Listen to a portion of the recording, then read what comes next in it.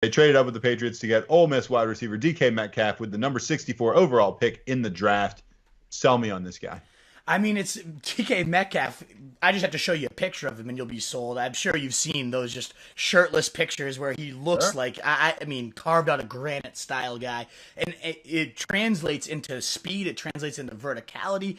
Just freakish all around for his size. A big guy at 228, 6'3", blazes a 4'3", 340, leads the combine in verticality, bench presses 27, so he's strong as all hell, athletic as all hell. So everything in terms of just a physical specimen, I don't have to sell you on. The guy is an absolute monster. And what he does very well, which is run go routes, jump up over people and catch the ball. And if you get him the ball on a screen, he can rip through defenders. What he sucks at, though, he's as equally glaring as his strengths are his weaknesses. His cone drills were horrendous because this guy is not very shifty. And as a receiver, you kind of need shiftiness, at least most of the time. But when you land in Seattle, I couldn't have picked a more perfect spot for DK Metcalf to go because they don't run a very complex passing game. They're run the ball, run the ball, run the ball, play action, let's bomb it down to Tyler Lockett. Run the ball, let's take a bomb down to David Moore. But now you're taking David Moore out of the equation, who made tons of big plays when you got Russell Wilson dropping the ball exactly where he wants to.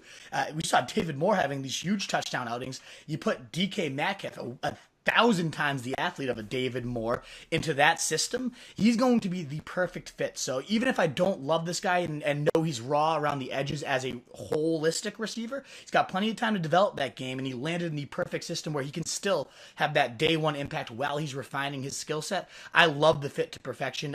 We had Sikkim on. You would have loved the quote. I don't know if you had heard the interview yet, but I go, "Are you drinking the Kool-Aid on this guy? He seems like he doesn't have all the traits you'd want out of a receiver. You drinking the Kool-Aid?" And he goes, "I'm not just drinking the Kool-Aid, I'm dumping the entire cooler all over my face. I love him." So that's a guy I trust. I love Sikkim as I know, it's great. He got so into it.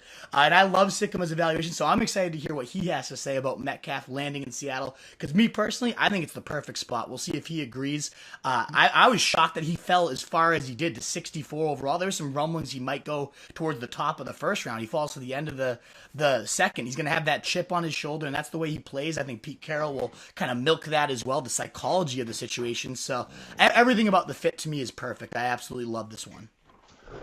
Yeah, and so one other thing about that whole thing is we got a guy that, like, he's one of the people that I had heard of because, I mean, your top offensive guys, even if they're not going to go super high in the draft, like those are the type of guys that people like me hear about. Mm-hmm. I mean, I don't know if you mentioned this when you were just talking, maybe I didn't hear you say it. I mean, I saw a rumor, or I heard a rumor recently, Baldwin may be done.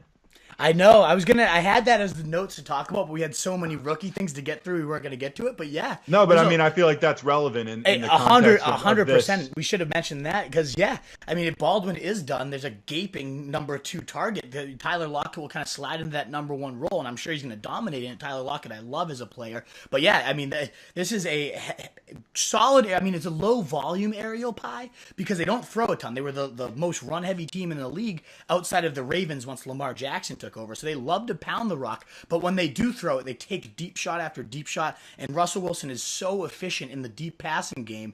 It's still a delicious, even if it's a small aerial pie, it's really just, if you picture like a tiny pie, good. But it's like dense gourmet. With filling. It's like the ones they sell at exactly. It's a nice aerial pie. And Metcalf fits into that aerial pie, I think, especially if you remove a huge mouth like Doug Baldwin. You're absolutely right. It's very important to mention that these targets are very vacated if he's done, and it sounds like he's played his last down, which is crazy.